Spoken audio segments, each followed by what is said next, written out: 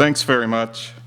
I guess I'm in charge of the past, and I'm going to grab that with both hands. The title I was given was Irish Banks, Pillars of the Future, or Monuments to the Past. And then I was reading over the weekend in a very interesting article in the Sunday Independent, interviewing a colleague of mine from NUI Galway, Alan Ahern. And along the way he says, from the first day I went in, it was incredibly stressful, a constant battle. It was awful. When you're part of a team in a battle, you do become quite close. It was war, every day a new battle. So I've settled on a new title. With apologies to Steven Spielberg. Because I think actually saving private banking is essentially what that battle was about. And I'm maybe the last person in Ireland who's still advocating this, but I'm also going to use my presentation as an excuse to talk about the good public bank solution and the bad private bank solution. The initial proposal, and this is certainly not my proposal, I stole it pretty much directly from Willem Boutier. I don't know who he stole it from, but it was fairly widely mooted around at the time. Essentially, in the good public bank solution, you would nationalize all the banks, but only the good bits, which is, I think, a key distinction. You would do this through taking the deposits as liabilities. And remember, deposits, of course, are liabilities. That is, the bank owes the deposits to the depositors. They're not assets. And consequently, the bank, the good public bank, would be entitled to a corresponding amount of assets, which would include the capital, such as it was, the facilities, which would allow it to run as a bank, that is, the buildings, the ATM machines, the computer networks, the personnel departments, etc., and then a portion of the loans, which would be preferably performing loans. The bad public, or the bad private bank, would be what was left over. It would probably, in fact, not be a bank. You would probably deprive it of its banking license to prevent it from taking new deposits. But its liabilities would have been the bonds, and its assets would have been the remaining loans. The bad private bank would be left to work this out. It would initially be in the ownership of its stockholders.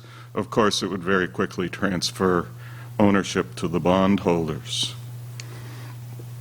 This, however, didn't gain any traction at all in Ireland. The prudent alternative was, rather than sacrificing private banking, it was to save private banking. And in terms of my ownership of the past on this panel, I want to look at how that worked out for us. Here's the alternative. And this is a series of alternative measures. It's not one alternative measure. Here's the alternative to the good bank, bad bank proposal, or the nationalization proposal in general. We all, of course, remember September 2008 with the Irish bank guarantee, guaranteeing $440 billion. It's probably not fair to quote the Minister for Finance about this being the cheapest bank bailout in history, but he did say it. In December 2008, the first recapitalization was announced. $5.5 billion was being set aside for 3 banks. But by January 2009, it was realized that this would not work, and Anglo-Irish Bank was taken into public ownership. That is, it was fully nationalized. Both the good bits and the bad bits. By February 2009, the capitalization budget had risen to $7 billion for the two remaining banks. This would be Allied Irish and Bank of Ireland, in exchange for 25% of each in preference shares, that is, non-voting shares. Again, the effort, an attempt to save private banking. April 2009, I'm not going to go into the details of this at all, I've only got 15 minutes, but NAMA proposed billions again. May 2009, $4 billion cash injection for Anglo-Irish Bank. Remember, this is the prudent alternative to the radical proposals involved in taking banks into public ownership. March 2010, an additional $8.3 billion injection into Anglo-Irish. Also in March 2010, Irish Nationwide substantially taken into public ownership. Well, Irish Nationwide, in fact, nationalized. May 2010, EBS, the government becomes the majority owner. September 2010, the Irish bank guarantee extended. Wasn't enough to do it once. September 2010, the cost of the bank bailout reaches $45 billion. We're getting close to November, and in November, the wise and prudent action cost Ireland its national sovereignty with the so-called bailout, $35 billion of the bailout set aside for dealing with the banks. December 2010, a 93% stake taken in AIB, later raised to 99.8%, and I'll come back to that in a moment. In February 2011, a new platoon in the field.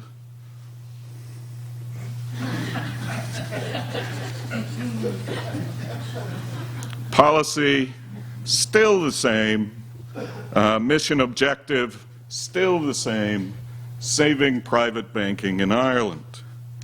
March 2011, the cost of the bank bailout as a result of the latest stress tests reaches $70 billion. Also in March, the two-pillar bank strategy announced, the two pillars, of course, being Allied Irish and Bank of Ireland. In July 2011, a 99% stake taken in Irish Life and Permanent.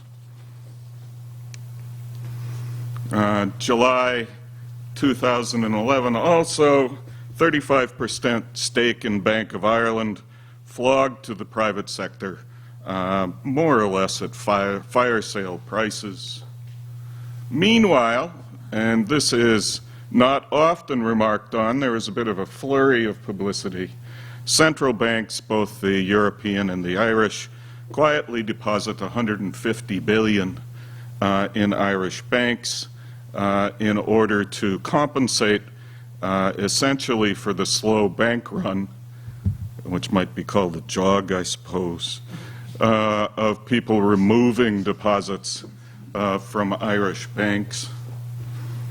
I recommend sterling. It's much easier than trying to move euros around Europe. Did the wise and prudent strategy work? Well, no, not really. There's been some talk about the ability of the banks to make decisions to lend to small and medium enterprises, the fabled SMEs. This, as I'm not really an expert in this, is from Martina Lawless and Fergal McCann of the Central Bank of Ireland, a paper which is to be delivered later this month. This is the abstract which has been sent out by the Statistical Society of Ireland. And they find the extension to credit to SMEs in Ireland has been identified as a necessary condition for economic recovery and growth. There's been a debate. There's been no resolution to date of that debate due to lack of relevant microdata. They take some recently available firm-level data, and they conclude, the first bit in red there, a very large increase in credit rejection rates. They then look and see whether or not this has anything to do with the performance of the firms, and they discover that the more productive and fast-growing firms are as likely to be rejected as any other firm. Irish firms, in fact, are 15 to 18% more likely to be rejected for credit than a comparable Eurozone SME. We also show that Irish firms are less likely to have had decreased credit demand than other Eurozone SMEs in the 2009 to 2010 period. I'd like to thank the Croke Park Hotel for stocking the Irish Independent this morning. It's a paper I don't usually read, or at least I don't usually pay for. Elderfield gets tough on banks over hikes to variable mortgages. We had some reference to this earlier. The reporter observes that, in fact, the Irish regulator has no powers to force banks to cap rates. Instead, Mr. Elderfield will threaten lengthy and messy probes of the bank's loan books if they move to hike rates. And this is the sort of Al Capone strategy. If you can't convict him of murder and mayhem, go after his taxes and see if you can put him in jail that way. The squeeze on banks is set to frustrate plans by AIB to raise its variable rates. Remember, the Irish government owns 99.8% of AIB. Private banking has been preserved at AIB by preserving 0.2% of the stock in private hands, which allows AIB to make profit-maximizing decisions unless under threat from Mr. Elderfield to raise rates against government policy.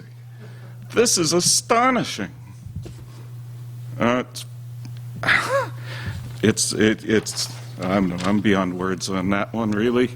The solution, and again, I'm probably the only person still advocating this, a good public bank and a bad private bank. Things have changed, unfortunately.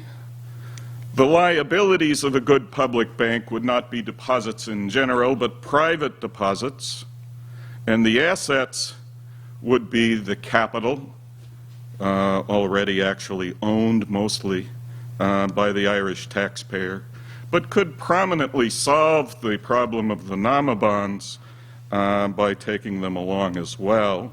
The facilities, again, to allow the good public bank to actually operate on a commercial basis in Irish towns and cities, and again, the performing loans.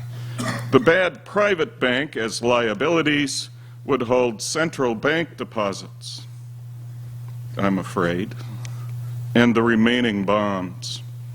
There are fewer and fewer of them, of course, all the time, mostly because they've been paid off.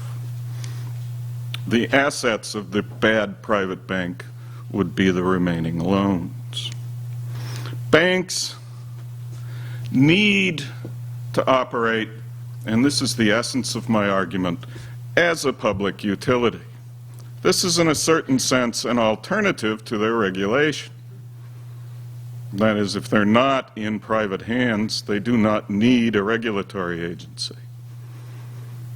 Banks are essential to the operation of a capitalist economy and also, perhaps, essential to the operation of post-capitalist economies as well. They supply credit. They provide the opportunity for citizens to store assets.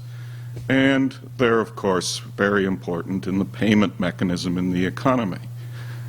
This is analogous to nothing more than electricity. It's an essential public service that the economy needs as a public utility. There's no point in establishing private monopolies in the supply of credit. Thank you.